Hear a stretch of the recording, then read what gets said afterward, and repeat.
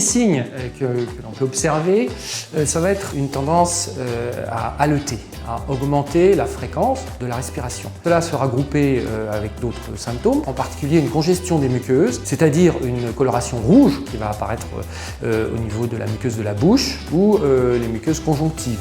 On observe parfois aussi combiné à ces symptômes de la léthargie ou de l'agitation. Et ça peut se compliquer de convulsions, de troubles hémorragiques à un stade plus avancé. Pour éviter que ce genre de problème n'apparaisse, mettre l'animal à l'ombre.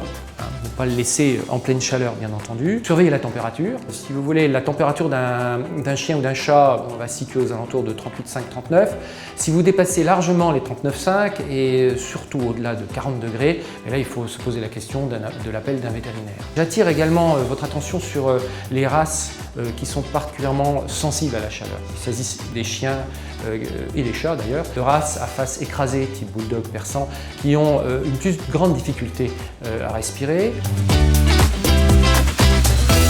Une fausse bonne idée serait de vouloir les tondre. Il vaut mieux un bon brossage qui a le mérite d'éliminer les nœuds ou de les prévenir, qui a le mérite de bien oxygéner la peau, de stimuler mécaniquement cette peau, ce qui renforce les défenses naturelles, et de bien aérer le poil. Ça, c'est extrêmement important. Il faut savoir que le poil, la fourrure, a une fonction isolante du chaud comme du froid.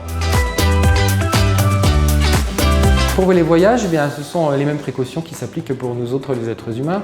On ne laisse jamais son animal dans la voiture, pas plus qu'on ne laisserait un enfant en pleine chaleur. Je rappelle que le chien et le chat ont des capacités notamment de sudation qui sont relativement faibles par rapport à l'être humain. Et donc de ce fait, ils ne s'adaptent pas aussi bien à la chaleur que nous. Ensuite, pendant le voyage, ça peut être intéressant de brumiser l'animal, de lui appliquer un gant frais sur le corps, parce qu'il fait très chaud, de lui présenter régulièrement de l'eau pour le protéger contre la déshydratation.